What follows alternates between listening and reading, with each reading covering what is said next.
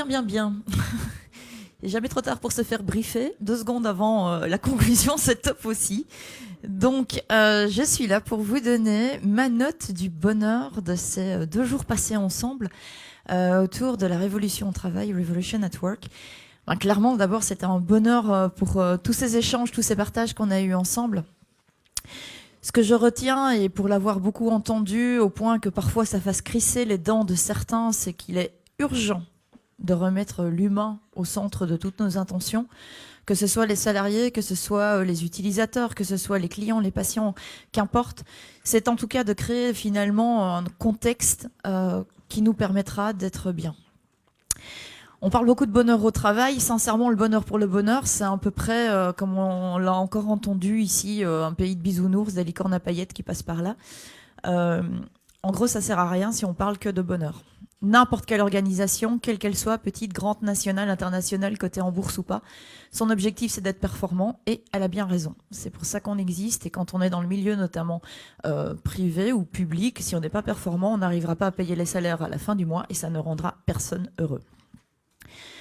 Le bonheur est pourtant quelque chose d'extrêmement important, c'est pour ça qu'on se lève le matin, c'est pas pour être performant, c'est juste pour aller glaner ces moments de bonheur et c'est subjectif aussi. Donc on a une seule solution, ça va être de donner de la liberté à chacun d'entre nous pour aller piocher dans l'organisation ce qui est important pour nous, ce qui va contribuer à notre bonheur à nous.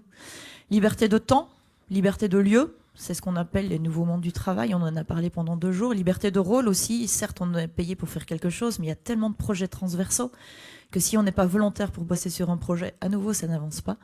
Et puis liberté d'outils et de services, on n'aime pas tous spécialement les cours de Zumba ou la réflexologie plantaire. On n'aime peut-être pas tous non plus travailler avec des Dell ou des HP, mais on aime bien les Mac. Et donc pouvoir avoir cette diversité de services mis à notre disposition ou cette diversité d'outils est essentielle. Cependant, la liberté de chacun va s'arrêter là où commence celle des autres. C'est une condition sine qua non pour éviter le chaos dans nos organisations. Condition sine qua non également pour faire en sorte que ça marche. Et donc, à partir du moment où on reçoit de la liberté, il va falloir assumer de la responsabilité. Et c'est ainsi qu'on construit finalement cette équation qui peut changer nos organisations. Liberté plus responsabilité égale bonheur plus performance. On l'a entendu énormément, il est urgent de ramener de l'expérience, il est urgent de ramener du sens, il est urgent de ramener de la performance pérenne. Il est urgent de créer des liens, de créer des lieux, de créer des espaces et de créer les conditions. Ça commence par chacun d'entre nous, de pouvoir le faire à son périmètre. Et si j'ai à nouveau cette phrase à vous répéter, c'est celle d'Albert Schweitzer. Le bonheur est la seule richesse qui se dédouble si on la partage. Si vous êtes heureux, vous rendrez heureux autour de vous. Et finalement, on construira un monde plus humain, plus heureux et plus pérenne. Je vous remercie.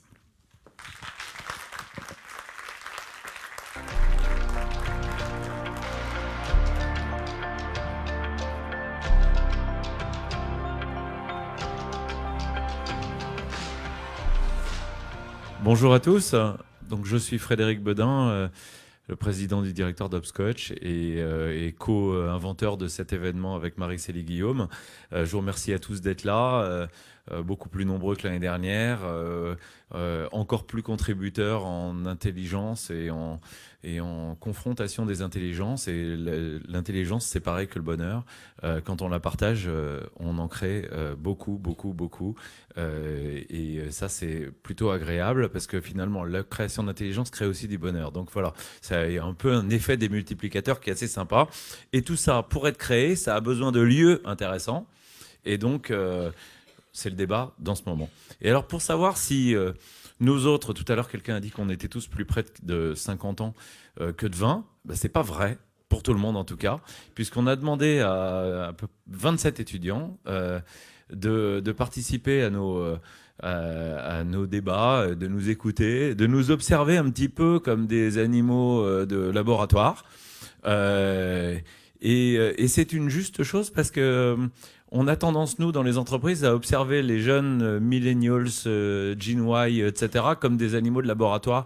Et on entend souvent dans les conférences très doctes le fait que, bon, bah voilà, les jeunes millennials, il faut leur faire des boîtes comme ça, il faut leur faire des organisations comme ci, ils veulent être comme ça. Ils sont comme ça d'ailleurs, ils n'aiment pas du tout l'organisation, voire même quelques-uns qui se prennent pour Socrate, qui disait ça il y a 3000 ans, disent les jeunes ne travaillent plus. Et ils sont pas capables de se concentrer, ils sont pas capables d'apprendre les mathématiques. Enfin, plus en fait on est dans des réunions de vieux, plus on entend ça. Donc là, on a fait l'inverse. On a demandé à des jeunes de venir regarder comment des vieux travaillent et de donner leur avis. Et donc, je leur demande de venir. Et ça va être assez marrant. Et on va s'en prendre pas mal.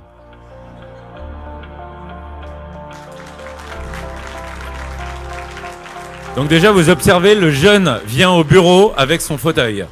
Ce qui veut dire que pour les aménageurs de bureaux, ça crée une problématique, c'est que tous ceux qui ont des meubles standards et qui les louent, les vendent, les installent, les passent aux normes, etc., vous pouvez tout mettre à la benne. Il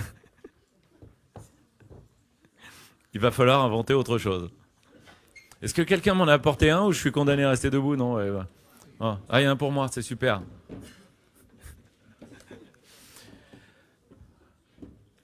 Voilà, alors on s'est organisé avant et on a dit qu'il y en avait 4 ou 5 qui deviendraient les porte-parole des autres. Mais tous les autres ont le droit de parler et je passerai mon micro volontiers s'il faut. Alors qui sont les porte-paroles Voilà, donc vous avez des micros. Ok.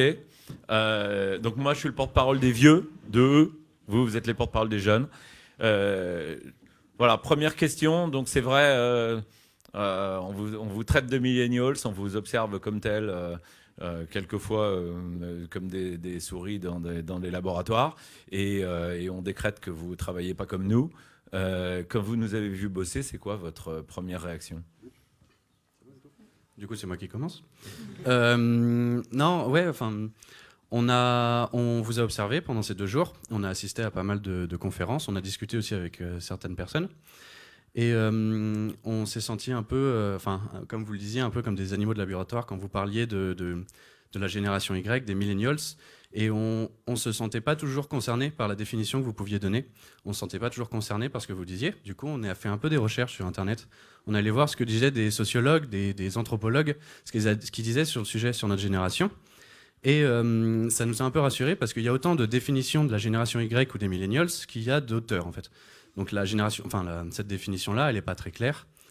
Du coup, ça nous a un peu rassurés. Parce qu'on se sentait un peu stéréotypé, réduit à ça. Et ensuite, on a pris certaines des phrases qu'on a entendues, certaines verbatim qu'on a pu entendre. Donc je vais en citer quelques-unes. Les générations X, Y, Z nous boudent, elles préfèrent les startups. Comment dire ? C'est pas tant le fait qu'on préfère les startups, c'est le cadre. En gros, on veut avoir le droit à l'initiative. C'est pas le côté start-up entreprise qui nous plaise. Par exemple, si on prend la première promo qui est sortie de la promotion, forcément, qui est sortie de 5e année, la majorité ont rejoint des grandes entreprises, ils n'ont pas rejoint des start-up. C'est pas le côté forcément start-up qui nous attire plus. Ensuite, il y avait il faut gamifier et socialiser les méthodes pour plaire aux millennials. Ça aussi, c'est une phrase, on s'est senti un peu stéréotypé. Donc j'en passe, on avait plein d'autres. Parfois, les millennials savent plus que les managers. Ça, je ne pense pas savoir plus qu'un manager. Alors après, on est une génération qui sommes nés dans Internet et on a cette capacité peut-être à absorber énormément d'informations, mais c'est pas pour autant qu'on a cette capacité à la retraduire, cette information. On a beaucoup d'informations, mais on n'est pas forcément capable de la synthétiser. Après, on a entendu d'autres choses. On a entendu une phrase qui disait une personne qui disait ouais, nous on a réussi à on a mis un baby-foot et on a digitalisé les méthodes et les process et c'est cool, maintenant les millennials veulent bien venir travailler avec nous. C'est pas, on a un peu l'impression d'être comme vous le disiez, des animaux et on est là pour nous juger. On se sentait un peu mal à l'aise. Mais en gros, après il y avait des choses qui étaient vraies. Quand on entendait il faut se comporter un peu normalement avec eux, c'est aussi quelque chose qui nous attire. Le côté, oui, ça fait un peu bizarre la phrase, mais dans le contexte, il y avait un contexte. C'était de dire qu'en gros, essayer de casser un peu ces barrières hiérarchiques. Si on veut s'adresser au N+2, il faut attendre une semaine parce qu'on passe par le N+1 quand on voit un mail, etc., etc. Et c'est vrai qu'il y a un côté de proximité qui nous attire. Et après, il y en avait d'autres. Quand les millennials se sentent désengagés, ils quittent le navire. Ce qu'ils veulent, c'est des opportunités de compréhension. Ils veulent... J'ai mis quoi ? Ils veulent tout de suite, ouais, voilà. Mais pour moi, ça, c'est pas une caractéristique de millennial, c'est une caractéristique d'être humain, en fait. Enfin, je connais personne à la queue d'un hypermarché qui se dit c'est cool, je vais attendre longtemps. Voilà. Non, donc voilà, c'est un peu tous ces retours-là qui, pas qui nous ont fait criser, mais on s'est dit ah, c'est ça le regard que vous avez de nous. Pourtant, je pense pas être comme ça. Et au final, est-ce que comment ça nous fait un peu peur en fait de dire que peut-être les entreprises, pas vous, mais que les entreprises pensent comme ça, et on aimerait bien, bah non, enfin, on n'est pas comme ça, quoi. Bon, bah, c'est cool. Donc en fait, vous êtes normaux. Exactement. Ouais. Ouais. Non, alors c'est vrai que moi j'ai constaté chez mes clients et dans mon entreprise que en fait il y a pas mal de vieux qui sont jeunes et de jeunes qui sont vieux. Et en fait qu'il y a des jeunes qui ont envie de travailler beaucoup et puis à l'ancienne et des vieux qui veulent travailler à la nouvelle. Est-ce que si la nouvelle ça veut dire pas travailler beaucoup. Enfin bon bref. Chacun a l'âge qu'il a dans sa tête. On y reviendra tout à l'heure. Il y a un autre point qui m'a semblé intéressant, sur lequel on pourrait avoir votre avis, c'est l'histoire du bonheur. Parce qu'on a pas mal parlé du bonheur pendant ces 2 jours. Avec des espèces d'injonctions sur le bonheur au travail, le bonheur ça fait partie du développement durable et tout. Là j'ai noté la phrase de Laurence, liberté plus responsabilité égale bonheur plus performance. Vous avez pas longtemps, vous étiez en 3e, donc vous avez fait des équations. Nous, ça fait plus longtemps. Et donc vous qui maîtrisez bien les équations, là-dedans il n'y a pas d'X, mais il y en a peut-être qu'on connaît moins bien que d'autres. Donc c'est quoi l'inconnu dans liberté plus responsabilité égale bonheur plus performance? Alors, nous, on avait plus réfléchi au-delà de cette équation-là. Ce qui nous avait plus choqué, enfin interpellé en tout cas, c'est qu'il y avait vraiment eu des fortes injonctions. On entendait des choses comme il faut amener de l'humanité, il faut trouver du sens au travail, il faut être heureux. Et ça, c'était un peu vu comme une obligation. Donc cette obligation-là, ça un peu apparaît comme une sorte de paradoxe. On ne demande pas à quelqu'un d'être heureux. C'est ce qu'on appelle une injonction paradoxale. On va demander à quelqu'un d'être heureux, mais en fait, ce message, il implique 2 messages qui sont contradictoires. C'est assez paradoxal. On ne force pas, par exemple, quelqu'un à être spontané. C'est un peu le même principe. Et donc cette injonction-là, elle peut être contre-productive. On le voit notamment... dans George Orwell qui disait aimez-moi librement dans 1984, c'était un peu le même principe où on force un peu les gens à faire quelque chose qui est un peu contre-productif.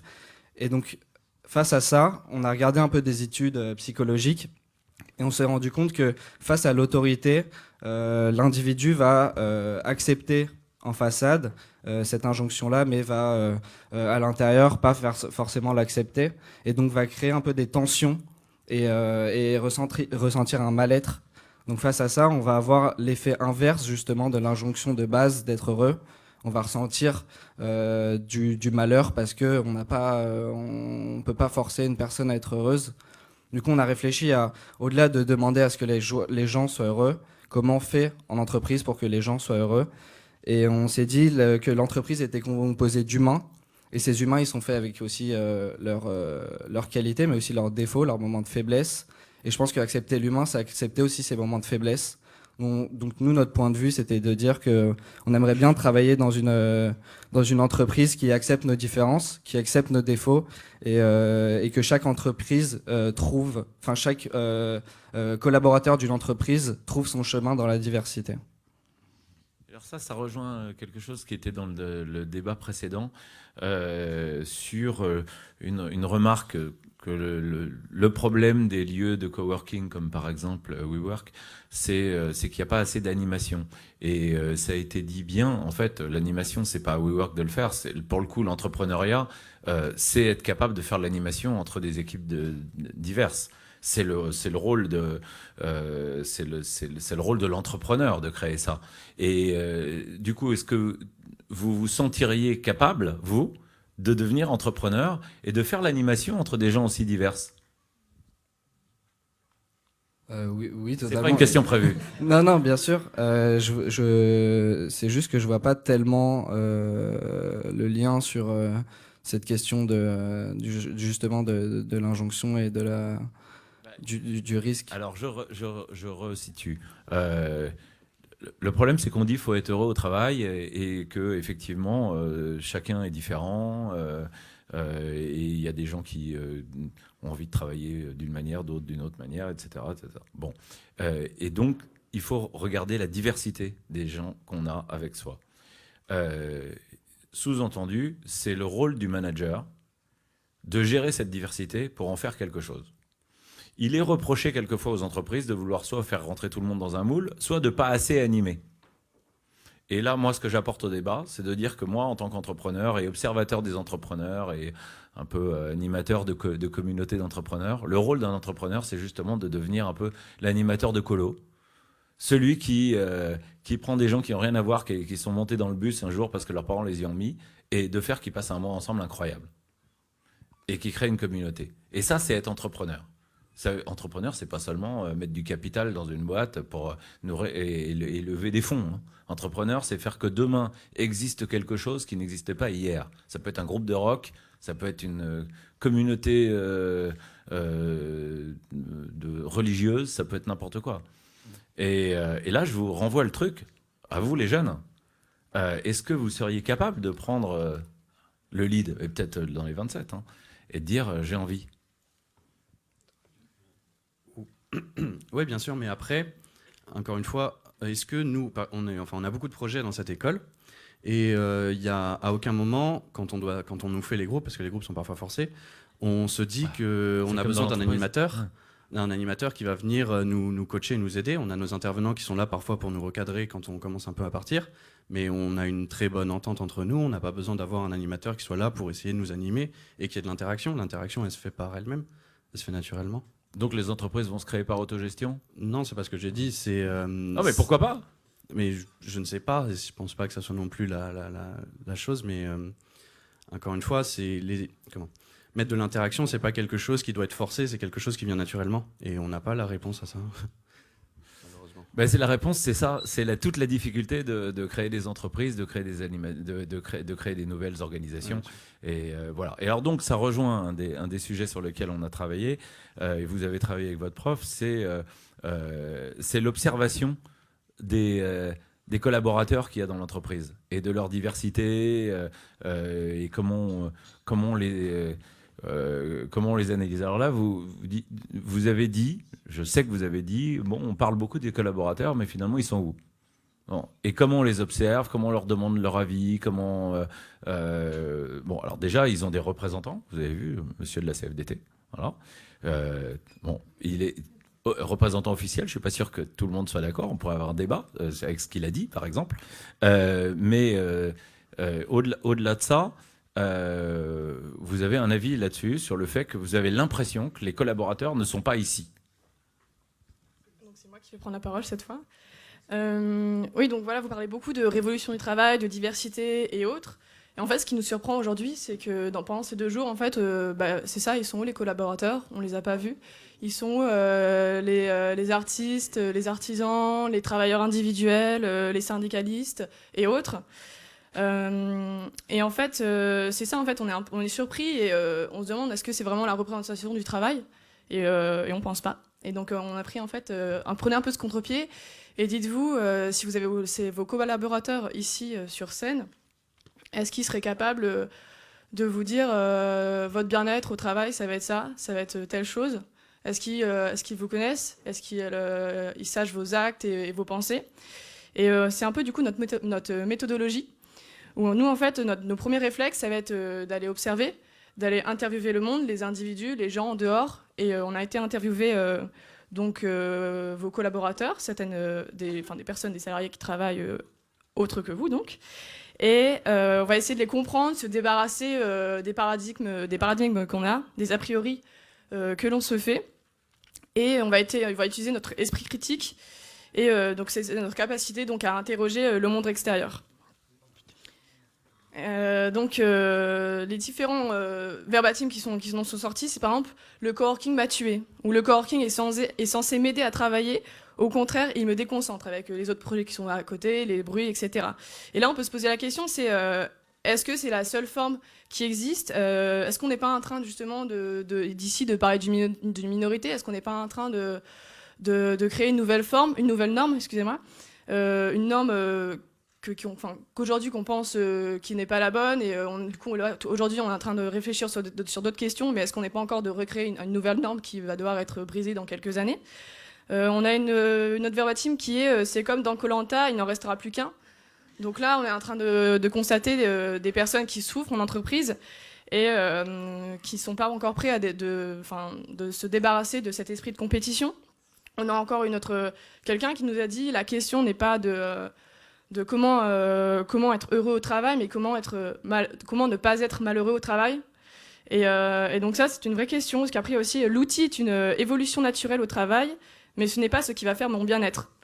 En fait, quand on s'adresse aux personnes, en fait, donc voilà, on voit qu'ils souffrent, et qu'en fait, on est juste là en train d'ajouter des conditions complémentaires à leur mal-être, et en tant que designer, on ne va pas essayer d'aller compenser quelque chose.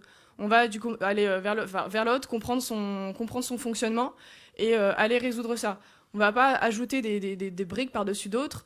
Et ça va être, c'est retirer le mal-être qu'ils ont pour ensuite aller ajouter du bonheur ou du bien-être. On ne va pas aller ajouter du bonheur par-dessus quelque chose qui n'a pas été résolu avant. C'est juste ajouter des briques sur un mur qui va tomber au final. Et donc je finirai sur est-ce qu'on est en train d'inventer seulement des nouvelles solutions et des nouvelles normes, et ne sommes-nous pas en train de recréer et d'imposer une nouvelle norme qui n'est en fait pas la bonne, et remettre tout ça en question et se poser les véritables questions et juste pas ajouter des outils factices par-dessus la base. Ça, c'est une très belle question, effectivement, sur le sujet. Mais on peut aussi réfléchir au fait qu'une enquête d'opinion ne crée pas l'innovation. Et si on considère que le système actuel de fonctionnement du travail n'est pas génial et qu'il faut inventer quelque chose de nouveau, si on demande à tous les gens qu'est-ce qu'il faut faire, ils ne vont pas forcément nous donner la bonne solution. Il faut faire un peu de ce qu'on appelle aujourd'hui du design thinking, qu'on aurait appelé autrement une disruption, qu'on peut appeler un saut créatif aussi, pour faire en sorte que quand on demande à tous les utilisateurs de bougies qu'est-ce qu'ils veulent une bougie qui ne s'éteint pas, qui ne coûte pas cher et qui sent pas mauvais, et on invente l'électricité. Et pour le travail, c'est peut-être pareil. Donc c'est pas une enquête une enquête d'opinion ne suffit pas.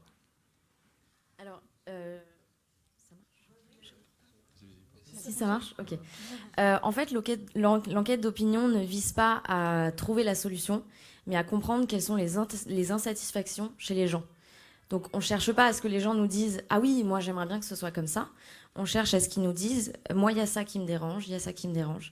Et à partir de ça, et en contextualisant les propos recueillis avec des études scientifiques, tout simplement, de la sociologie, de l'anthropologie, on va en fait en sortir une analyse d'un vrai problème chez l'utilisateur, et on forme une question créative à partir de ce problème, et c'est là qu'elle se passe l'innovation. C'est pas au moment où on demande leur avis aux gens, c'est après avoir compris en fait sur quoi il fallait innover, le point précis qui ne fonctionnait pas et qu'il fallait retravailler. Donc, Super. Et bravo. Et du coup, c'est le consumer pain, quoi, le pain point, celui qu'il faut. Et là, on est de nouveau dans un problème d'entrepreneuriat. À partir du moment où il y a des gens qui ont un souci, il y a forcément des opportunités de créer des business et de créer des emplois et de créer peut-être du bonheur et de créer de la richesse peut-être, en tout cas de la richesse intellectuelle, sociale, solidaire, etc. Dernière question peut-être, avant de venir à quelques réflexions et des questions de la salle. On parle beaucoup de l'ambiance start-up versus l'ambiance grand groupe, et là il y avait des deux pendant les 2 jours. Et effectivement, on entend, les jeunes, ils veulent plus bosser que dans des startups. Mais j'ai entendu aussi dans les couloirs, moi, je suis un grand groupe et je peux te dire que les jeunes, ils continuent à venir chez moi. Et d'autres. Et puis, quand ils auront bossé beaucoup de temps dans les startups et qu'ils auront 35 ans, qu'est-ce qu'ils vont faire pour leur carrière? Donc, il y a un petit peu toutes les postures qui campent bien sur leur position, d'ailleurs. C'est quoi, vous, votre vision? Vous voulez absolument bosser dans une startup, en créer une, ou au contraire aller bosser dans un des grands groupes pour y faire carrière comme vos parents et arrière-grands-parents peut-être en rêvaient? Alors justement, c'est intéressant que vous souleviez ça parce que finalement, le type de structure nous importe peu.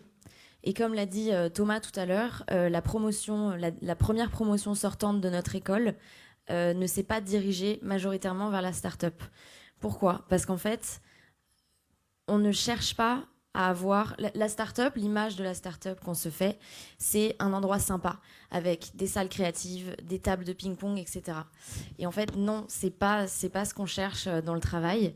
Nous, ce qu'on cherche, et ce qui, à notre sens, est une révolution dans le travail, c'est d'avoir une entreprise. Et quand je dis entreprise, je parle du terme générique, enfin, juste structure qui crée de la valeur, que ce soit start-up ou grand groupe. C'est d'avoir une entreprise qui porte un regard différent sur le monde et qui cherche en fait à améliorer ou maintenir ce qu'on appelle son habitabilité. Et ce qu'on entend par là, c'est des conditions favorables. Tout le monde rigole parce que c'est le terme design qu'on n'arrête pas de sortir. Donc, ce qu'on entend par là, c'est des conditions favorables qui permettent, la facilité, l'usage facile, compréhensible, à la portée de tous. Et donc, quand on se demande où est-ce qu'on veut travailler, en fait, on veut travailler dans un endroit, en tout cas en ce qui nous concerne, une structure qui nous laisse la liberté de prendre la posture en laquelle on croit. Et cette posture, c'est la posture du design, à savoir, pour affronter un problème, en fait, on ne va pas chercher dans ce qu'on sait la solution. On va s'interroger, on va remettre absolument tout en question, on va se débarrasser de toutes les opinions déjà formées et on va voir les gens, comme ce qu'expliquaient mes camarades. On va voir les gens, on leur demande leur avis, on leur demande comment ils vivent les choses, on observe, on interviewe et on complète avec des études scientifiques et à partir de là, on cherche une solution à un problème. Et en fait, cette posture de travail... Pour l'apprendre, évidemment, il faut que l'entreprise, elle nous laisse cette liberté. Elle nous laisse attaquer le problème comme on en a envie. Et finalement, cette posture, elle peut se prendre tout à fait dans une start-up ou dans une entreprise. Et c'est pas la table de ping-pong et c'est pas le grand tableau digital qui va nous permettre de prendre cette posture. Non, c'est une initiative individuelle. Et nous, on a la chance d'avoir eu l'enseignement de cette posture. Et on pense que tout le monde en est capable, déjà, que c'est pas notre génération. C'est pas la génération Y qui sait faire attention à l'utilisateur. C'est des gens de votre génération qui nous ont appris cette méthode. Donc, voilà. Et mais je crois que j'ai terminé. Bon, je sais pas s'il y a des questions dans la salle. Je crois que... Là, il y en a plusieurs. Bon, voilà, là-haut. Il y a un micro qui arrive. Moi, j'en ai plein, sinon. Hein. Je brûle de questions. J'en ai une liste. Voilà, mais on se les posera après. Merci beaucoup. J'ai passé 2 jours plein d'énergie. Merci à vous tous. Et je trouve que c'est une très belle conclusion d'avoir des jeunes sur scène. Moi, je crois que je suis aussi un petit peu jeune. J'aime beaucoup le fait que vous apportiez ce concept de déconstruire, en fait. Si on rajoute de la confiture au-dessus d'un mur qui va se casser la figure, en fait, ça sert à rien. Moi, je suis assez convaincu de ce qu'on fait ici, mais je me mets en question aussi. Est-ce que vous pensez que dans des milieux comme ce que vous avez pu voir depuis 2 jours, on est capable en fait de déconstruire et de se remettre suffisamment en question pour inventer finalement l'entreprise de demain? C'est pas en fait tout ce qui a été proposé aujourd'hui et mis en scène. C'est beaucoup de nouveautés, beaucoup d'innovations, beaucoup de concepts très intéressants, mais c'est pas ça qui va révolutionner le monde du travail, comme le disait Coralie. C'est une posture et c'est ça qui change. C'est-à-dire que sur 10 ans, les outils vont changer et les façons de faire vont rester les mêmes si c'est la bonne façon de faire. Nous, on nous apprend justement à débattre, à échanger et justement à communiquer, à s'écouter et quel que soit l'endroit où on travaille, c'est ça qui va nous apporter notre valeur ajoutée entre guillemets, et c'est pas un outil, même si c'est un très beau une très belle pièce ou deux outils complètement innovants ou la réalité virtuelle, pardon.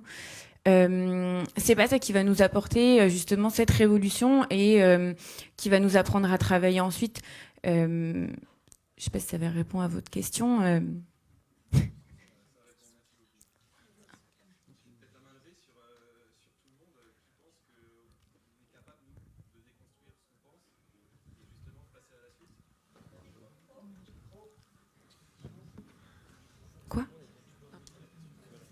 Donc, qui pense qu'on est capable de déconstruire l'actualité et de passer à la suite, nous autres les vieux, pour vous les jeunes?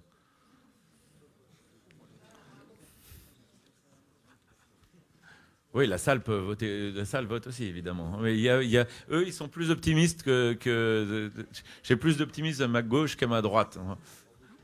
Moi, j'ai une question parce que tout à l'heure, il y a eu un débat entre vieux sur quelle est la compensation du fait de recevoir un email et d'y répondre quand on est dans le train le soir.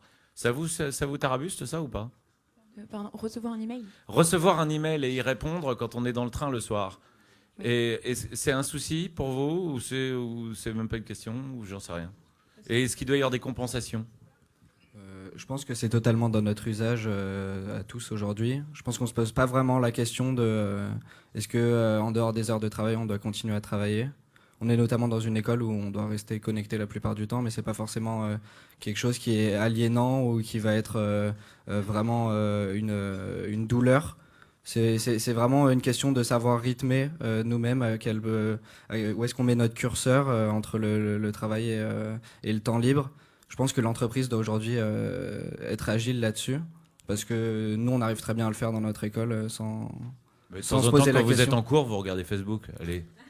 Ah, mais après ça, comme je vous le dis, c'est une question de... On est des élèves qui sommes formés à être très autonomes, que ce soit dans notre école ou à la fac, par exemple. Les élèves sont totalement autonomes. Et je pense qu'aujourd'hui, c'est la responsabilité de l'individu de savoir gérer... Rassurez-vous, nous les vieux, c'est pareil. Au bureau, de temps en temps, on ne travaille pas. Hein. Ça, je vous crois. Est-ce qu'il y a d'autres questions? Là. Mais on n'a pas de compensation quand on ne travaille pas. On ne doit pas rattraper. Ça va, je le dis pour le monsieur de la CFDT. Et on n'a pas un compte personnel de loisirs qu'on doit désimplémenter de fait qu'on a... Bonjour Mariette, j'apprécie beaucoup la démarche que vous venez de décrire, de déconstruire, d'interroger, d'aller chercher les concepts et de se poser des questions, de déconstruire.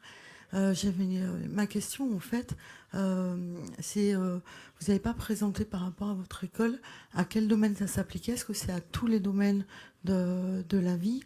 Je trouve que la démarche, elle résonne en moi par rapport à l'ergonomie, où l'ergonomie, on fait énormément, elle est axée sur l'observation, l'analyse, mais des activités de travail, donc il y a un point spécifique.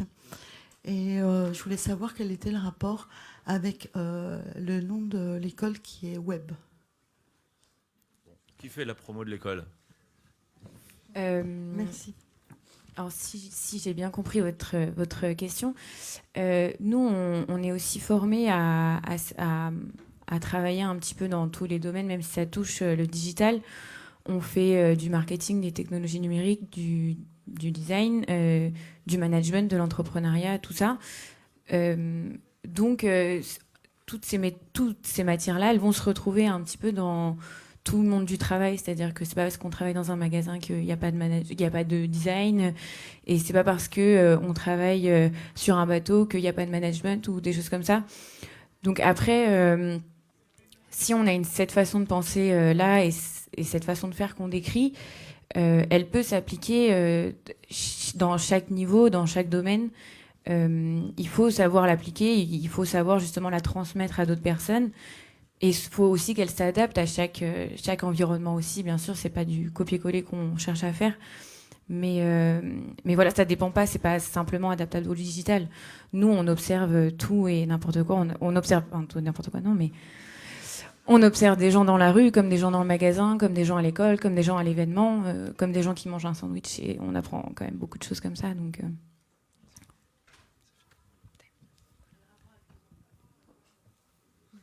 Le rapport avec le web. J'ai pris le micro. Oui, je voudrais aussi dire que, Amélie l'a pas spécifié, mais on a énormément de partenaires différents dans l'école.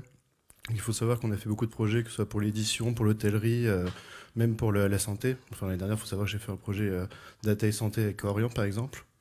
Donc ça reste quand même un domaine d'activité assez varié. On peut toucher vraiment à tous les domaines tant qu'on applique la bonne technique.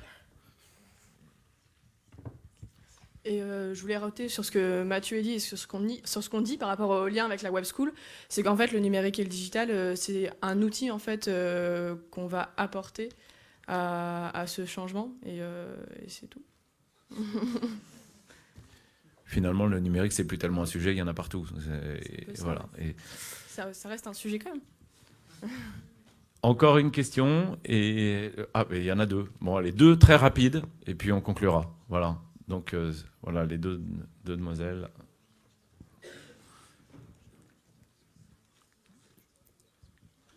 Merci, bonjour. Ben, bravo, je vous écoute avec intérêt. Une petite question.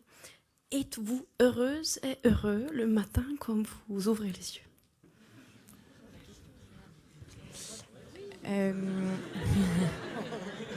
Il faut la vérité, hein. Rien que la vérité. Alors, je vais répondre rapidement.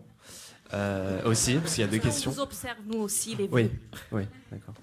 Alors, est-ce qu'on est heureux? Je vais parler pour tout le monde. Je pense que vous êtes plutôt heureux dans ce que vous faites. Mais c'est surtout parce que, en fait, à travers cette démarche d'aller chercher ce qu'on peut faire, chercher le renouveau, etc., on a un dialogue qui se met en place et ça va peut-être rejoindre ce que le monsieur disait, le jeune qui est vieux aussi, enfin qui se sent jeune. C'est que la remise en question. Désolé. C'est que la remise en question, finalement, des méthodes et des pratiques qu'on va mettre en place, ça nous permet d'être heureux parce qu'on sait qu'on va y apporter en soi notre identité à nous et qu'on ne va pas avoir cette idée de juste aller travailler pour aller travailler, justement, mais pour chercher le sens derrière. On entend beaucoup de chercher le sens. Le sens, il est implémenté avec le dialogue. Et c'est quelque chose qu'on fait beaucoup à la Old School Factory. Donc, si on n'était pas heureux, je pense qu'on se le dirait et que du coup, on sortirait de la Old School Factory. Et donc, du coup, ça fait qu'il y a une promo qui est des promos assez homogènes où on n'a pas forcément les mêmes points de vue, mais on arrive à avoir cette envie du nouveau, cette envie de bouger les choses et de se lever et d'être en effet heureux le matin dans ce qu'on fait. Je ne sais pas si ça répond à votre question. Et la dernière question de... C'était aussi super pour moi, je trouve, d'avoir vos retours et témoignages sur ces 2 jours. J'ai bien compris que ce que vous avez envie de promouvoir dans l'entreprise de demain, c'est surtout une nouvelle posture qui va arriver par rapport à des interviews et des questionnaires que vous proposez. Mais si aujourd'hui, au bout de 2 jours de 2 jours de travail où vous avez eu l'occasion justement d'assister à des débats et de voir des personnes justement se questionner sur le sujet, dans peut-être 1 an, 2 ans ou 3 ans, pour la plupart d'entre vous, vous allez être sur le marché du travail où vous allez vouloir créer vos entreprises. Quel est l'élément principal sur lequel vous allez être intransigeant dans votre recherche d'emploi ou dans l'entreprise que vous allez créer? Qu'est-ce que vous avez envie de promouvoir absolument et sur lequel vous n'êtes pas prêt à renoncer? Est-ce que c'est la liberté? Est-ce que c'est l'autonomie? Est-ce que c'est le sens? Est-ce que c'est autre chose? C'est un peu tout ça en même temps, mais c'est surtout, en fait, comme le disait Diego très bien, c'est cette capacité de faire que notre travail et nous permette de nous exprimer et d'exprimer ce que chacun a en lui. Et c'est ça la vraie différence aujourd'hui, peut-être entre notre génération et votre génération, c'est que nous, notre travail, il ne sert pas à nous définir, mais on arrive à se projeter dans notre travail. Voilà, je pense que c'est...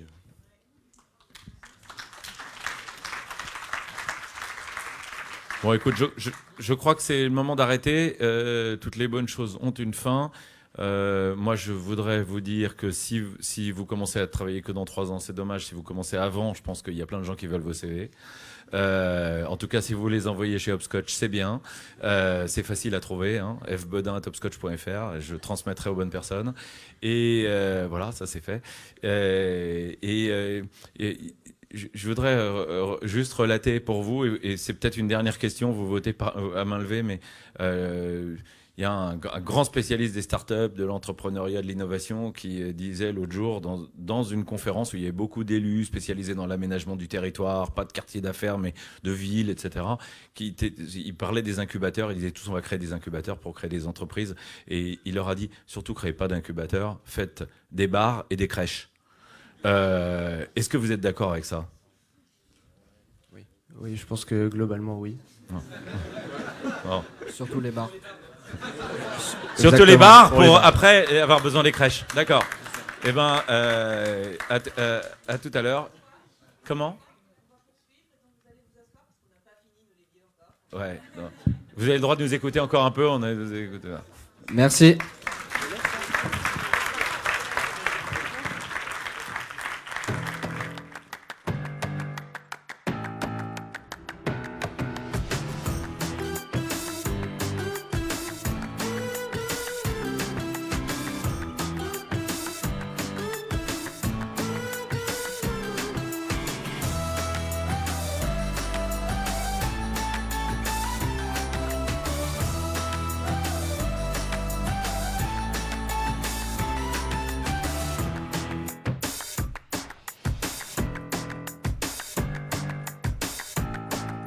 Bienvenue ici au cœur de Paris, Paris La Défense.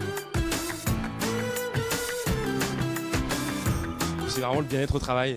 En tout cas, moi, c'est comme ça que j'ai vu ce salon depuis ce matin. Et c'est comme ça que j'ai vu les gens aussi sur le salon. J'ai trouvé que tout le monde était bien. On sent qu'on est porté par la même chose. Et ça fait du bien d'avoir des espaces pour se retrouver et avoir des discussions qu'on a du mal à avoir parfois dans nos quotidiens. Ce que j'ai appris dans cette révolution au travail, c'est oser aller vers les autres, oser communiquer. Voilà, on confronte toutes les idées, même si voilà, on est quand même encadré que de hauts dirigeants, j'ai envie de dire. Alors il y a un atelier qui a été très intéressant puisqu'on a appris en fait que c'était plus intéressant de travailler en coopétition, c'est-à-dire travailler en coopération avec ses concurrents plutôt que de travailler seul dans son coin et d'être toujours dans la concurrence et la méfiance vis-à-vis de ses concurrents.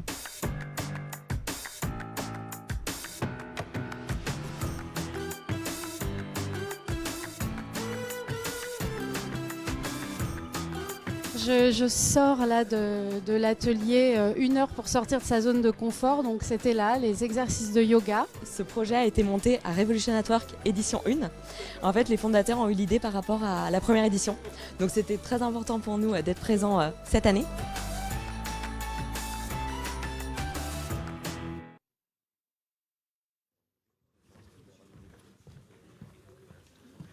Alors vous venez de voir à travers la vidéo un peu tout ce qui s'est passé au-dessus. Moi j'ai eu la lourde tâche de rester pendant 2 jours ici.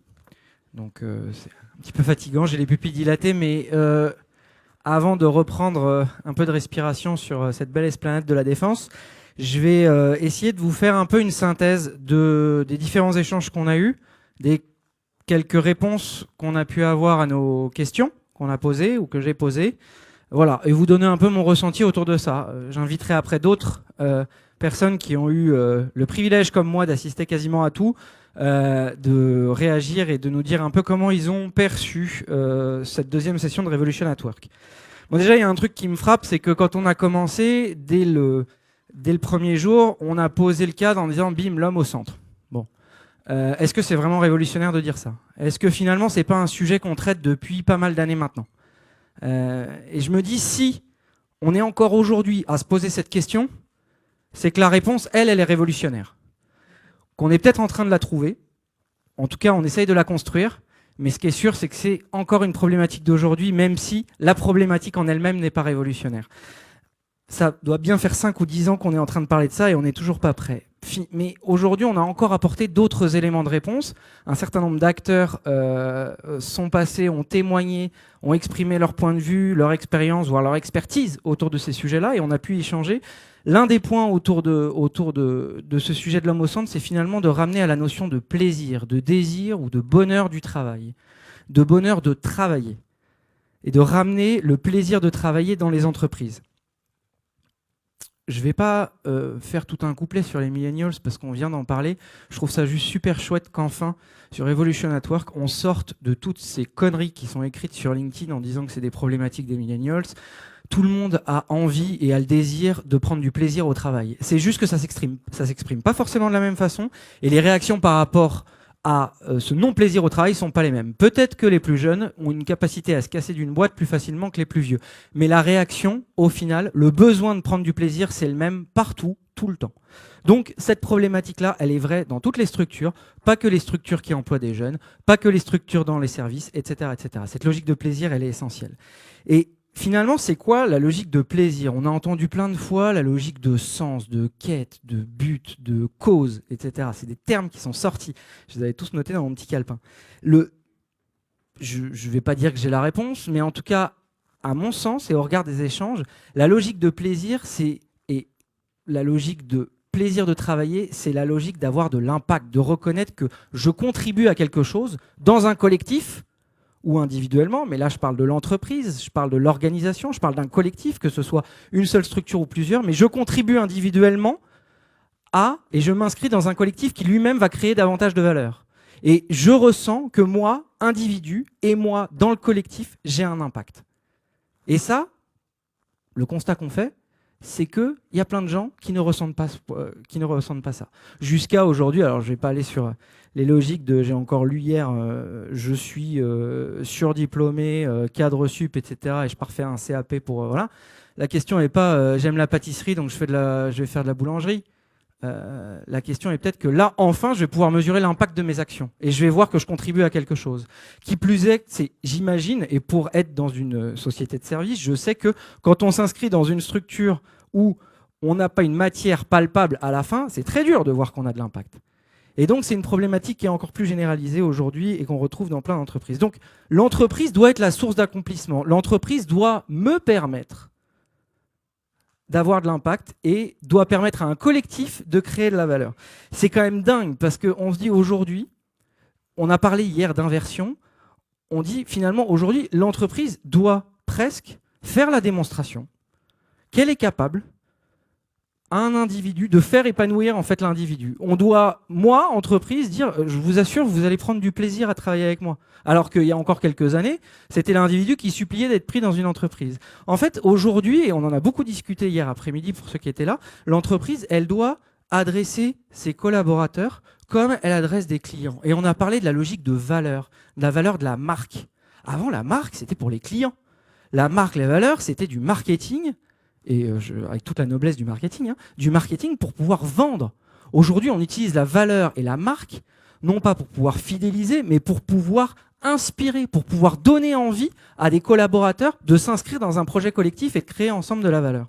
Donc, c'est un vrai changement de paradigme pour les entreprises, pour les employeurs, qui ne peuvent pas aujourd'hui uniquement se prévaloir d'avoir une entreprise qui a une très belle organisation, des très bons processus, des belles strates, des belles couches. Alors on en a fait dans tous les sens. Je vous cache pas que moi-même, j'ai fait mon temps aussi dans le conseil et on s'est nourri de ces modèles d'organisation pyramidale, matricielle, en réseau, blablabla, blablabla. On peut construire plein de trucs super, de la construction de process, de la déconstruction, de la digitalisation de process, etc. Tout ça pour dire qu'aujourd'hui, l'entreprise ne peut pas se justifier être une bonne entreprise uniquement parce qu'elle a une bonne organisation et des bons processus.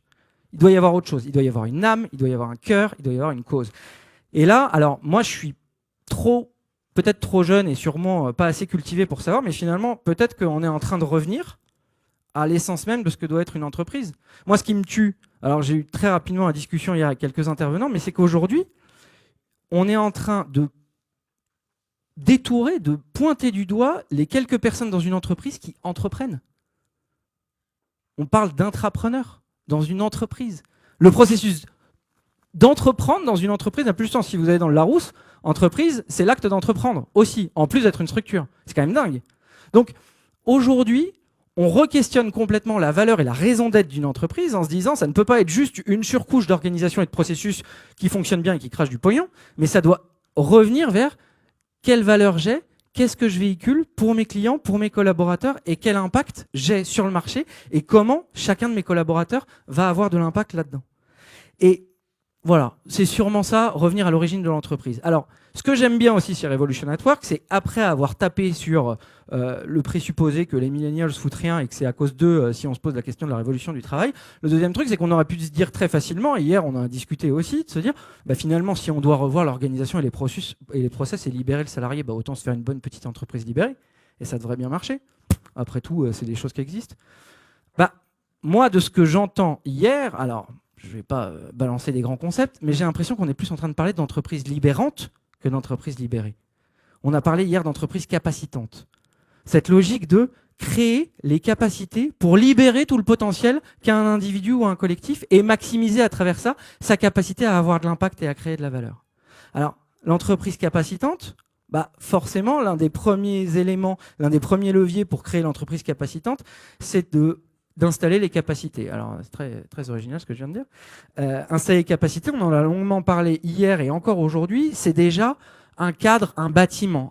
Il y a un aspect physique. C'est quand même cool de se dire qu'encore aujourd'hui, le lieu, le physique a une importance. Que ce physique appartienne à l'entreprise ou qu'il n'appartienne pas à l'entreprise et qu'il fasse levier sur tout ce qui se développe depuis des années. Et je ne vais pas tous les citer entre les coworking, les Fab Labs, etc. parce qu'il risquerait d'y en avoir certains qui vont être vexés que je ne les ai pas cités. Mais voilà, on a tous ces leviers physiques aujourd'hui pour pouvoir. On a également les outils. On en a un peu parlé. Hier, on en a plus longuement parlé l'année dernière aussi. Mais aujourd'hui, les outils sont également au service, doivent devenir une capacité pour pouvoir améliorer et renforcer l'impact des collaborateurs. On a parlé également de l'aspect social, du cadre de travail qu'on donne, de comment on fait levier sur le nomadisme, sur la mobilité pour pouvoir renforcer cet impact. Tout ça, je vais le mettre dans la catégorie des capacités. Il y a un deuxième niveau dans l'entreprise capacitante, c'est l'inspiration. Ça ne suffit pas uniquement de donner les capacités. Il y a plein de collaborateurs, soit qui n'oseront pas, soit qui en ont marre, parce que ça fait trop longtemps qu'ils sont dans un modèle où, de toute façon, on a beau leur donner le énième outil, la énième solution, la énième opportunité, en réalité, ça ne va rien changer. Et il y a cet aspect blasé de dire « ouais, non mais c'est énième tentative, etc., etc. De toute façon, ça ne change que dalle. » Faut donner l'inspiration. Et hier, et encore un petit peu ce matin, j'ai pu découvrir peut-être une autre notion de celui qui est la source d'inspiration dans une entreprise, c'est le leader. On en a parlé hier. On a parlé du leader en disant, finalement, il y a le manager et il y a le leader. C'est autre chose. Ça ne veut pas dire, alors je ne vais pas entrer dans les considérations, est-ce qu'on peut être un bon manager sans être un leader, etc. Honnêtement, j'en sais rien.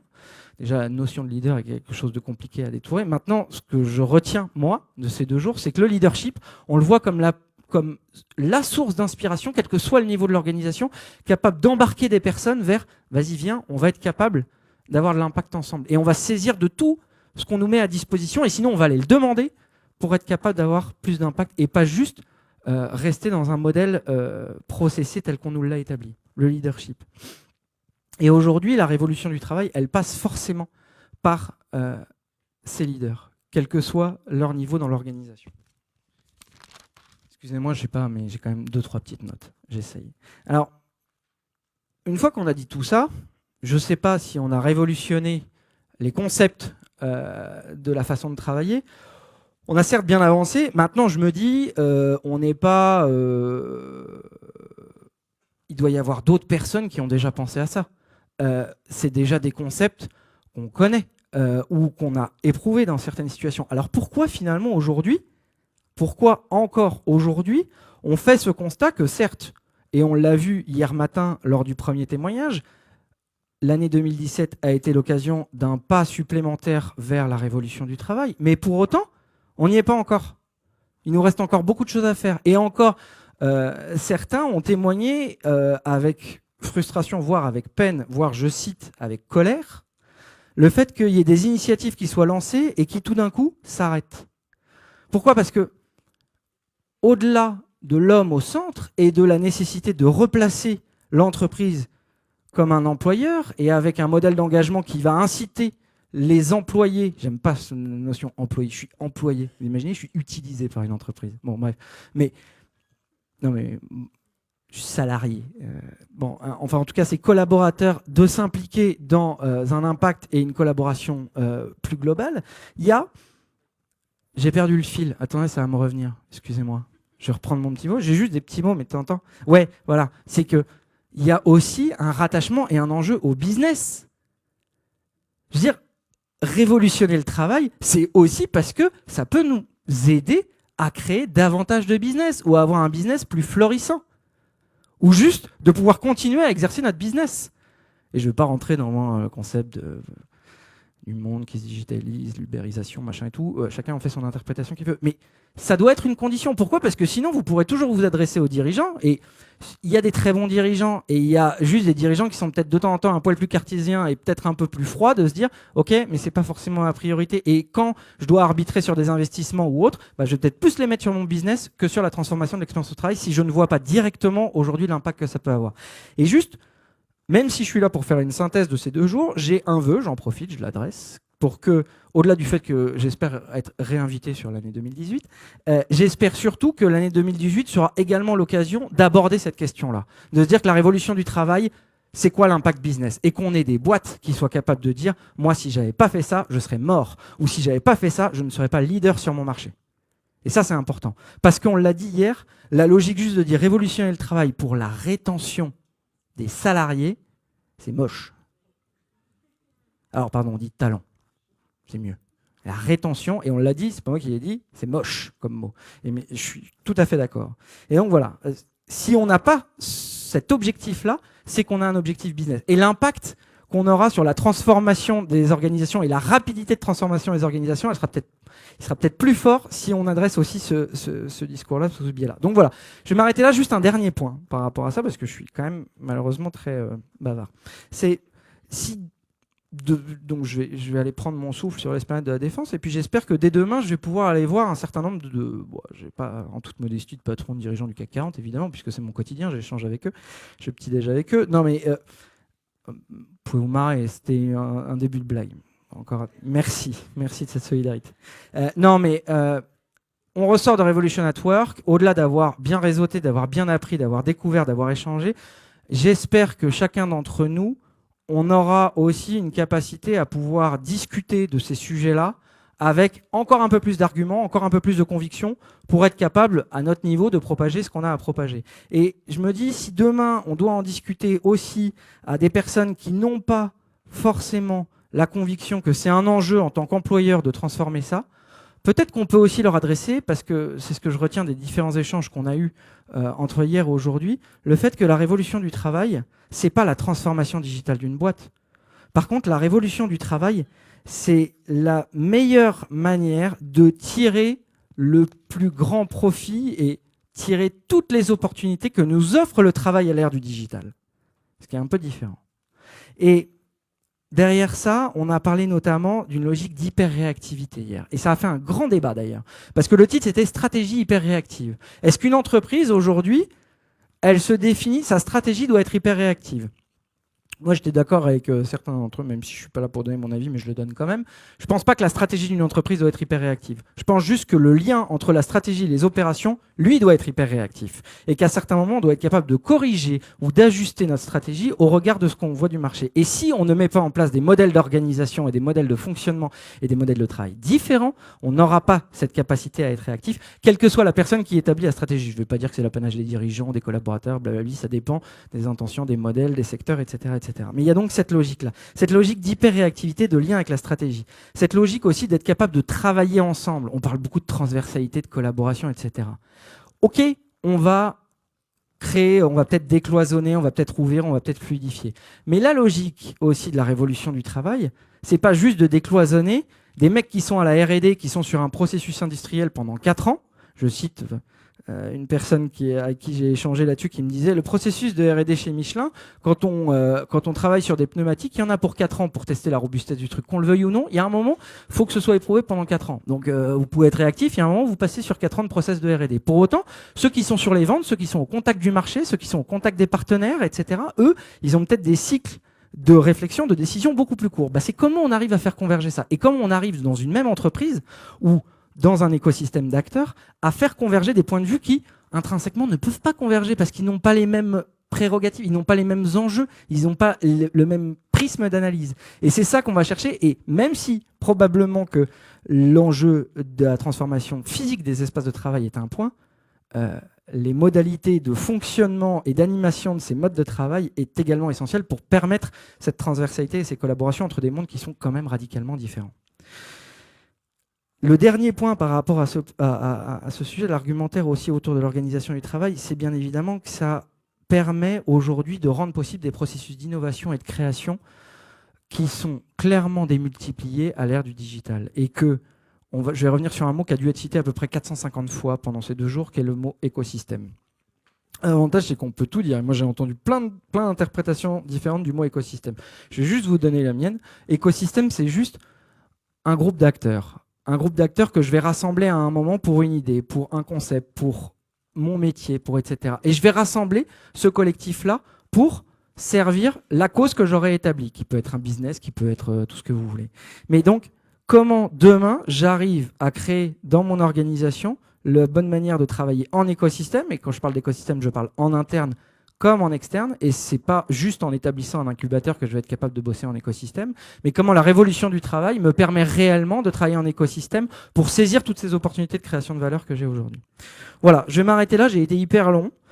Juste un dernier point, ça fait 3 fois que je le dis. Non mais on entend aussi plein de, je trouve, conneries sur de toute façon le monde de la grande entreprise c'est mort, aujourd'hui l'avenir c'est aux entrepreneurs, aux startups et tout, et on avait une discussion tout à l'heure encore en disant on devient écœuré des startups, on devient écœuré de ce modèle où de toute façon on est tous dans Stan Smith, on bosse tous chez WeWork, je suis en train de vous raconter ma vie là, on gagne pas de thunes mais on est content et puis on va boire des coups après, etc. etc. Et c'est ça qu'on veut. C'est pas... Il y en a qui vont s'accomplir là-dedans, et je suis intimement persuadé, du haut de mon énorme expérience dans le travail, que la grande entreprise a toujours sa place, ou l'entreprise a sa place. Par contre, elle a sa place si elle devient un peu plus une entreprise dite plateforme. Plateforme aussi parce qu'on est capable de réfléchir, de ne pas voir forcément la start-up comme mon concurrent, même si dans certains cas et dans certains marchés c'est le cas, mais généralement quand ils deviennent concurrents, ça n'a plus la taille d'une start-up, et ça se gère un peu différemment. Mais comment je suis capable de travailler avec et de changer complètement mon modèle déjà en interne et après en externe pour devenir une vraie plateforme de compétences et de talents et pas juste une structure de chiffre d'affaires. Et peut-être qu'un jour, si on devient comme ça, j'ai pas le modèle organisationnel, il faut peut-être que j'en fasse un, que je le brevette et que je devienne prix Nobel de je sais pas quoi. Mais en tout cas, peut-être que si on arrive à créer, ou si c'est ou au moins à inspirer à travers quelques modèles d'organisation des entreprises cette logique de plateforme, bah, peut-être qu'on arriverait encore un peu plus à révolutionner le travail. En tout cas, je vous remercie à tous les intervenants que j'ai questionnés et je vous remercie de m'avoir écouté très longuement.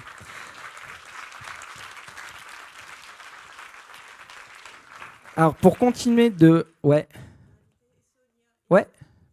Ok. Alors, donc, j'invite Sonia Lavadino et Anne Koch à monter pour nous témoigner également de leur ressenti pendant ces 2 jours.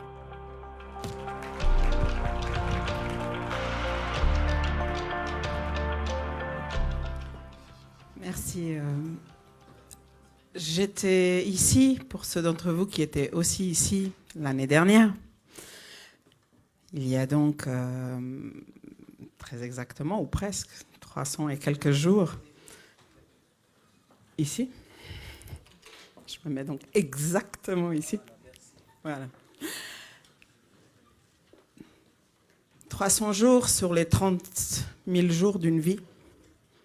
C'est important aussi de voir dans quelle mesure, par rapport à cette accélération qui nous pousse, prendre aussi ce temps de voir les progrès accomplis. Moi, la première chose que j'avais envie de vous dire, c'est à quel point je suis épatée par la maturité des discours, des pensées et des prises de conscience, je pense qu'on peut le dire, entre la première année et cette deuxième année où nous sommes. Donc une année de maturité par rapport à cette accélération de ce futur du travail qui nous attend. J'ai 5 questions, 5 lignes de force. On peut aussi voir ça comme des lignes de fracture qui vont nous accompagner peut-être au cours des nouvelles réflexions qui nous attendent pour la prochaine année ou pour le futur en tout cas de quand vous allez passer cette porte. La première, au sens du siècle, hein, bien entendu. Hein, quand on fait d'une certaine manière de la prospective, ça ne sert à rien de faire de la prospective sur 10 ans ou sur 5 ans. Ce qui est important, c'est de se placer dans le temps long de l'humanité, réfléchir aux choses qui sont des valeurs qui sont avec nous depuis le Paléolithique et surtout voir quelles seront les valeurs qui seront avec nous encore au XXIe siècle, au XXIIIe siècle. Pour moi, la première valeur qui aujourd'hui est vraiment en cause et qui mérite le temps de la co-construction ce siècle-ci, c'est la question de la cohabitation, la coprésence avec le non-humain, l'intelligence artificielle.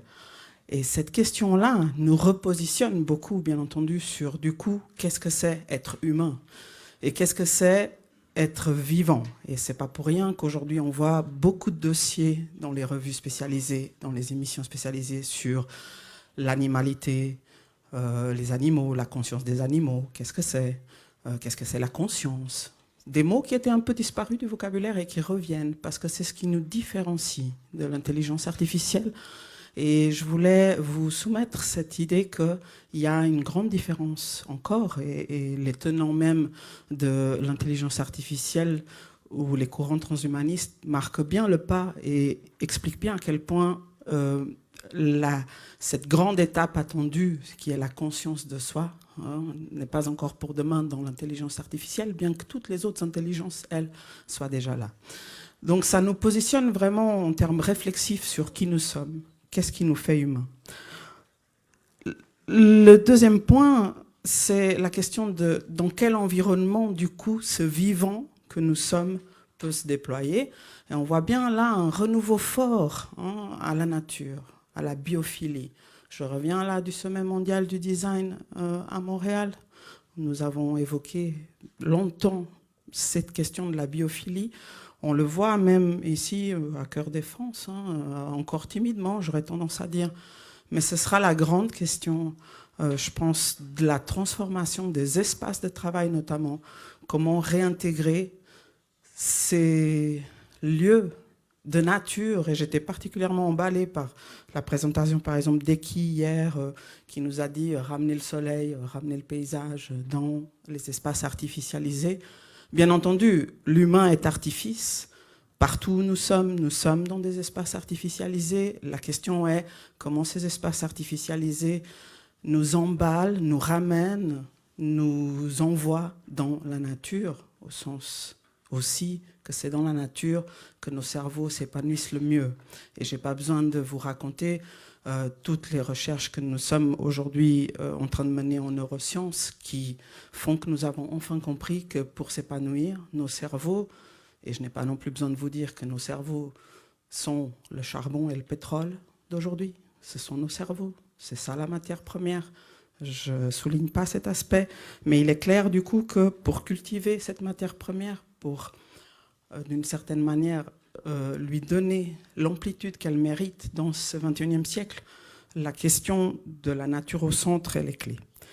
Et ça m'amène à vous dire, vous qui êtes dirigeants, si vous êtes dirigeant d'entreprise ou si vous êtes promoteur et que c'est vous qui construisez les espaces du travail de demain, je propose un call to action.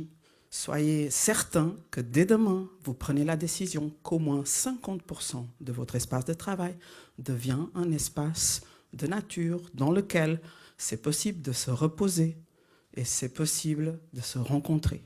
Ça, c'est pour moi la clé de comment le travail pourra accueillir les cerveaux humains et bien entendu les corps qui vont avec les cerveaux pour ce siècle-ci.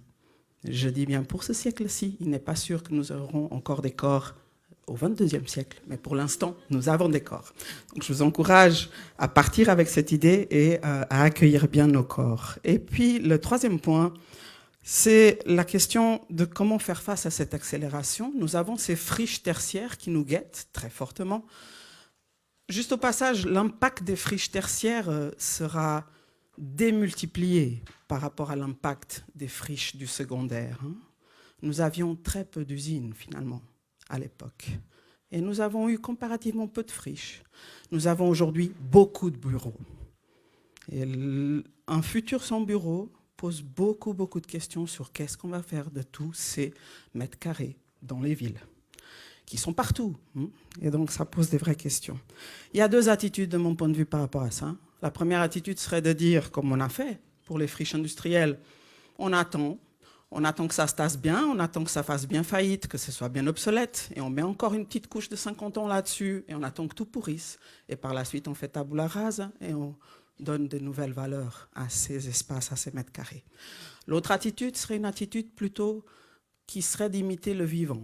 Dans le vivant, il y a une reconstruction en continu, il y a un renouvellement en continu des cellules. Vous-même, moi-même, ne suis plus la même personne que j'étais il y a 8 ans. Tous les 8 ans, toutes nos cellules se renouvellent. Aujourd'hui j'ai 46 ans, je n'ai plus une seule cellule qui était avec moi à 38. Pensez à ça. Et ça, c'est important. Et c'est dans le silence. C'est quelque chose qui se fait sans bruit. Mais cette rénovation, elle est là, constante. L'autre thème qui nous a beaucoup occupé hier, si vous vous souvenez, c'était la question de l'équilibre entre travail et vie intime. L'intimité. J'ai vu que ça soulevait beaucoup de questions. Beaucoup de gens étaient un petit peu taraudés par ça, pas bien, pas à l'aise. J'ai envie de vous proposer un mot clé qui pourra peut-être vous aider à vous positionner par rapport à ça. L'extimité. L'extimité, c'est la part d'intimité en nous que nous acceptons de partager en public. C'est par exemple quand vous tenez la main de votre partenaire ou que vous vous embrassez. Vous n'allez pas faire l'amour au milieu de la rue, bien sûr. Ça tient de l'intimité. Mais il y a des choses extimes que l'on peut partager avec d'autres. Et je pense que c'est le rôle du travail que de donner place à ce qu'on puisse mieux considérer votre extimité dans l'entreprise. Et je finirai par peut-être l'urgence, je souligne, de ce nouveau contrat social qui nous attend. On a beaucoup parlé de qu'est-ce qui nous motive à nous lever le matin, quels sont nos rêves, pourquoi on va aller au travail. Et j'insiste sur le mot « aller ». Ça a l'air de rien comme ça. Mais le travail, c'est quelque chose qui demande qu'on bouge. Et le fait même de devoir bouger pose toujours la question du pourquoi. Et je pense qu'effectivement, la génération des millennials, c'est une question qui se pose, constante. Et nous avons rompu, bien évidemment, avec le pacte du salariat. Vous le savez, je n'ai pas besoin d'insister là-dessus. On a d'ailleurs vu les inconforts des uns et des autres quand on doit mentionner des mots comme employé ou salaire ou salarié. On le sent bien, des mots qui sont un petit peu dépassés. Et donc j'aurais envie de vous proposer cet autre mot qu'on a aussi évoqué hier, de volontariat, au sens de c'est volontaire, c'est ma volonté, c'est mon libre arbitre. Et donc cette part de liberté en nous, cette part d'expansion en nous, qui fait que nous sommes nous-mêmes. Et là, il y a quelque chose, un espace, peut-être, qui peut se créer au sein de l'entreprise pour recevoir cet aspect-là. N'oublions pas que nous vivons aujourd'hui un siècle, en gros. Quelques-uns meurent un peu avant, d'autres meurent un peu après. Le taux de centenaire est explosif. En termes démographiques, nous avons des croissances de 300%, 400% sur les centenaires. Bien sûr, ça représente peu de centenaires, mais le taux est exponentiel. Quand nous vivons un siècle, la question de l'engagement et du désengagement devient cruciale. Parce qu'avant, vous auriez pu supporter de rester encore dans cette relation 10 ans. Bientôt, vous seriez dans la tombe. Mais aujourd'hui, bien sûr, vous divorcez parce que vous avez encore une vie devant vous, 2 vies devant vous, 3 vies devant vous. Et ça, c'est aussi valable pour le travail. Et c'est pour ça que nous n'hésitons plus à partir, parce que nous avons encore plein de vies devant nous. Et donc, je pense que c'est aussi important de tenir compte de ça, de ce time-out, de cette envie qu'ont les gens de temps en temps, de prendre le temps pour cheminer dans leur vie et pour se repositionner et repartir dans une autre direction, parce que ce sont plusieurs vies qui nous attendent. Merci.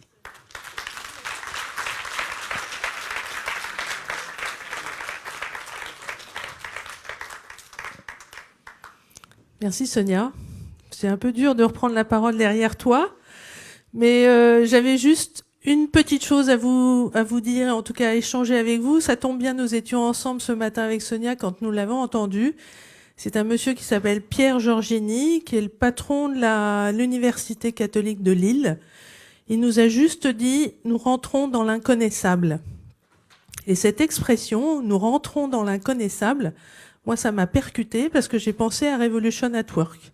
En fait, j'étais pas là, mais j'y ai pensé parce que je pense que pendant ces 2 jours, nous essayons justement de cerner cet inconnaissable, de le créer aussi, comme me rappelle Boris, et donc vivement Revolution at Work 2018. Merci. Alors, on va demander à Thomas Koustenop de venir nous faire aussi synthèse de ses impressions et de son point de vue suite à ces 2 jours.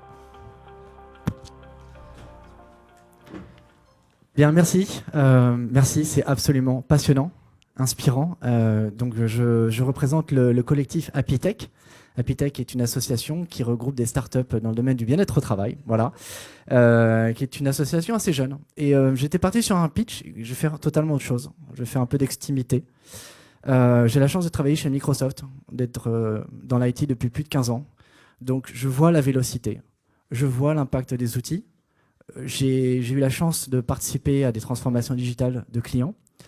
Et avant d'être employé, je suis mari, père, j'ai une famille, j'ai eu des rêves d'enfant que j'essaye de garder. J'essaye toujours de garder ces petites étoiles, ce rêve. Et puis, un jour, la vie, elle n'est pas tout à fait comme on l'imagine. Et puis, il y a des PSE, des plans de sauvegarde de l'emploi. Et puis, il y a des gens qui tombent, voilà, parfois des dépressions. Et là, effectivement, quand on a 40 ans, on se dit, j'ai été gâté. J'ai eu très chanceux de travailler dans des grandes entreprises qui m'ont structuré, qui m'ont appris beaucoup de choses. Il y a beaucoup de richesses dans ces entreprises. Mais je ne peux pas ne rien faire.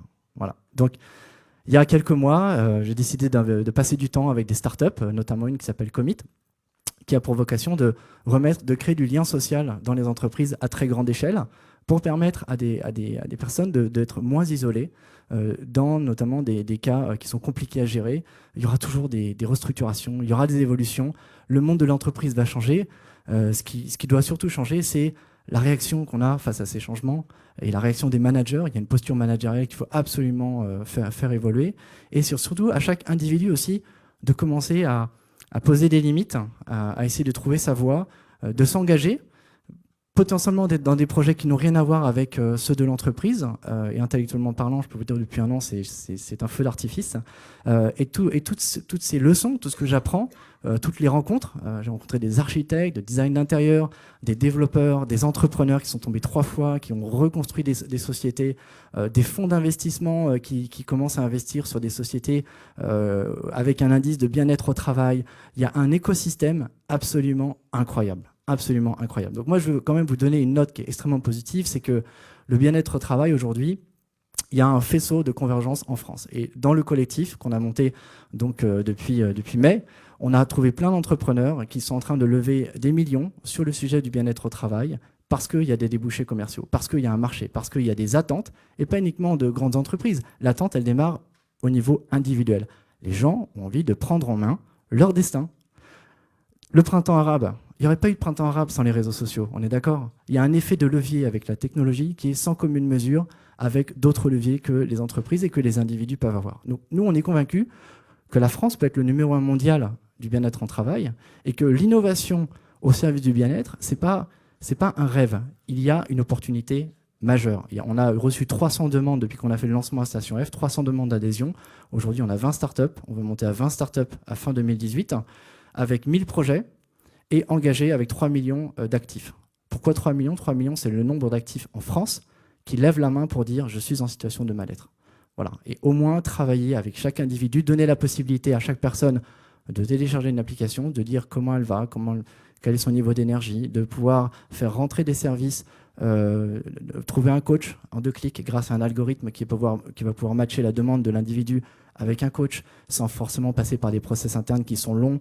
Il n'y a pas de raison qu'on arrive à commander un Uber en 2 minutes et qu'on n'arrive pas à trouver un coach en 2 minutes. Ça, c'est pas normal. Quand quelqu'un a besoin d'aide et que la personne lève la main, souvent c'est trop tard. Donc il faut que la personne puisse, de façon autonome, et l'autonomie, j'insiste vraiment sur ce point-là, puisse avoir accès à des services de sport, aller courir avec des collègues, trouver un mentor, trouver un coach, avoir accès à des services qui vont faire que l'expérience employée, au final, aura un impact sur la valorisation et la performance de l'entreprise. Il faut qu'on réussisse à réconcilier ces deux mondes. Donc nous, on pense que le digital aujourd'hui, avec tous les investissements des grands groupes qu'on a en France sur la transformation digitale, si on peut réallouer une partie de ce budget au CRM, à l'expérience client, si on peut prendre une petite partie de ce budget et la réinjecter sur l'expérience employée, au service du capital humain, on aura beaucoup progressé.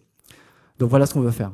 Numéro 1 mondial du bien-être en France. Le président nous suit. On a rencontré Muriel Pénicaud également au ministère du Travail en juillet. On a un élan qui est absolument incroyable. Maintenant, à nous de transformer l'essai. On travaille aussi le soir, en bénévole, en plus de notre job actuel. Donc on veut pérenniser cette démarche. Et pour rejoindre le commentaire de Julien tout à l'heure sur l'écosystème, je suis totalement d'accord. Les startups sans les grands groupes ne pourront pas exister. Donc ce que l'on veut faire dans la Happy Tech également, c'est constituer un catalogue de services et d'offres qui vont faire que notre perception et les solutions du bien-être vont aussi engager des entreprises à réallouer leurs ressources sur ce sujet du bien-être avec le digital, et en même temps trouver pour toutes ces startups des débouchés, monter des partenariats avec des grands groupes, alors pas que les espaces de coworking, mais tous les groupes, pour qu'il puisse y avoir un débouché et pérenniser la création d'emplois, la création de valeur à travers ces startups. Encore une fois, on est très lucide et assez humble sur la démarche. On sait que la technologie seule ne répondra pas aux enjeux que l'on a. En tout cas, ça peut être un accélérateur pour mettre en place des Chief Happiness Officers, mettre en place une véritable gouvernance au niveau du comité de direction des entreprises, mettre en place des lignes de budget spécifiques à l'expérience employée et faire travailler la QVT, la com interne, les RH et les patrons de business pour qu'il y ait véritablement une taille critique et que le bien-être au travail soit juste incontournable et qu'on n'en parle plus dans quelques années parce que ça deviendra quelque chose d'assez naturel. Et si les entreprises ne le font pas, la génération qui arrive, et merci pour la Web School Factory, j'ai adoré l'effet miroir, comme ça c'est top. Et voilà. Et si les entreprises ne le font pas, de toute façon, il y a un moment, c'est comme ce qui se passe sur les réseaux sociaux et dans le monde du digital, c'est que ça va s'imposer de soi-même. Donc il faut que ça vienne de l'intérieur, comme sur la partie renouvellement des cellules. Il faut que ce soit fait étape par étape. Je ne crois pas à la disruption, à la révolution d'un coup. Néanmoins, on propose une plateforme, on propose des solutions que chacun peut s'approprier. Et je veux vous ressortir avec un seul message de cette salle, c'est que en sortant de ces 2 jours de conférence, on peut chacun à notre niveau commencer à agir. Télécharger une application, la montrer à des collègues, dire comment on va. Demain, le TripAdvisor de la santé arrive dans les entreprises. En France, ça s'appelle Our Company. Les employés s'expriment sur leur société. S'ils ne sont pas contents, ils le disent. Et cet indicateur, il est visible de tout le monde sur le marché. Donc la désintermédiation, elle est en train d'arriver. La technologie aussi va l'imposer. Et si une organisation n'est pas capable d'anticiper et d'accompagner le mouvement, les individus vont le faire. Et la technologie le permettra. Voilà. Merci. Merci. Alors, il a fait l'introduction de l'acte 1, donc on a trouvé ça chouette qu'il fasse la conclusion de la synthèse. Je vous invite à applaudir Nathanaël Mathieu.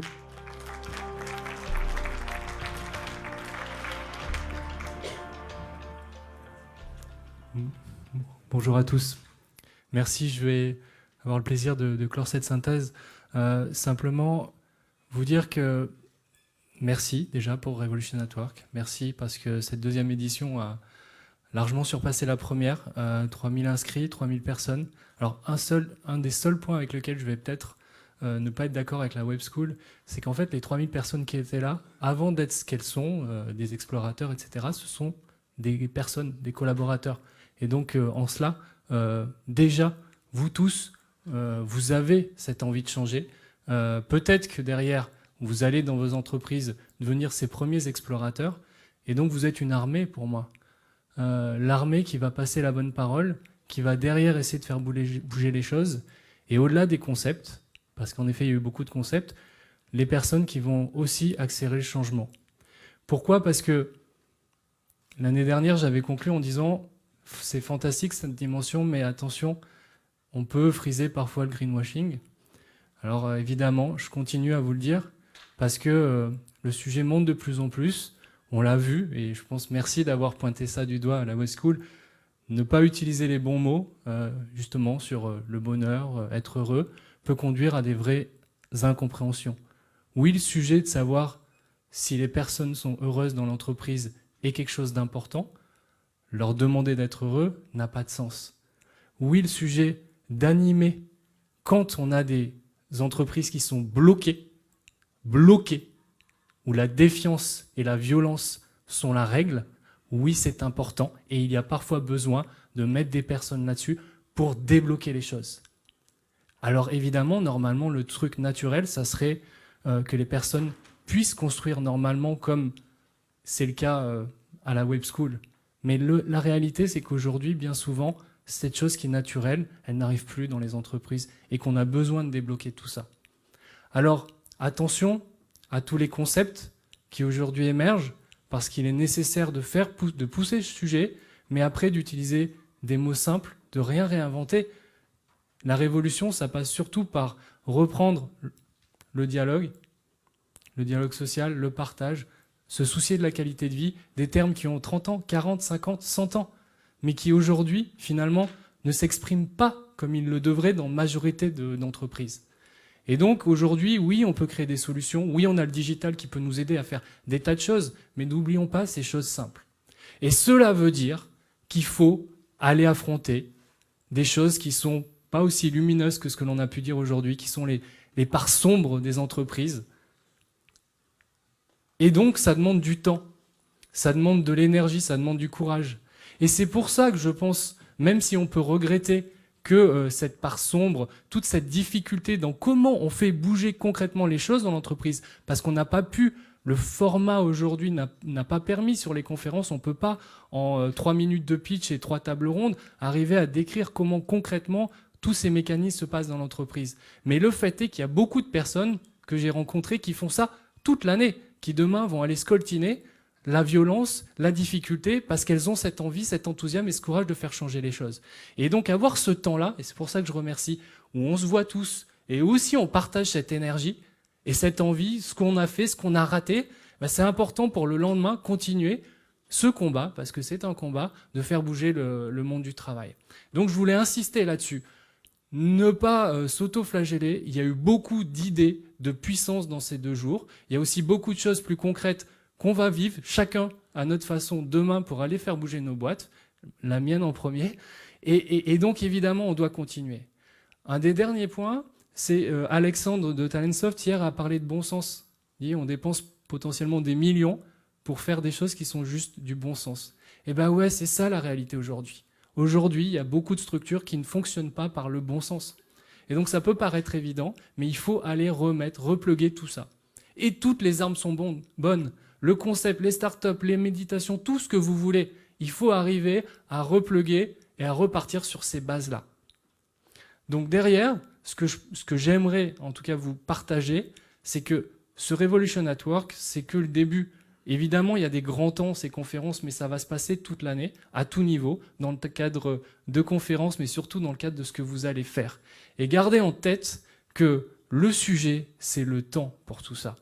Parce que ça prend du temps de transformer, parce que parfois on peut avoir une idée de ce que l'entreprise devait être, on peut se dire voilà, c'est ça que je veux, c'est ça que j'entends, mais ça va prendre 5 ans, 10 ans pour y arriver. Et parfois, parce que c'est le business qui veut ça, et là je fais le lien avec ce que disait Julien tout à l'heure, on est obligé de faire des choix qui finalement vont nous ralentir. On va, et on en discutait avec Alexandre, parfois on va choisir de recruter quelqu'un qui n'adhère pas complètement aux valeurs de l'entreprise, mais parce qu'on se dit, il a les compétences et on en a besoin tout de suite. Et 2 ans plus tard, on se rend compte que c'était une grosse erreur. Et en même temps, on se dit, j'en avais besoin. Donc c'est tous ces choix qu'il faut faire. Et donc alterner cette notion de performance avec la notion de valeur, de quel humain, quelle somme de personnes avec leurs désirs différents j'associe, et on est toujours dans cet équilibre, notamment quand on est dirigeant et qu'on doit faire ses choix. Donc il faut aussi ne pas mettre la tête sous l'eau de tous les dirigeants qui sont en train de prendre conscience, qui ont envie de faire. Il faut les bousculer, les aider à aller plus vite, mais aussi se dire que ça va prendre du temps. Merci à tous.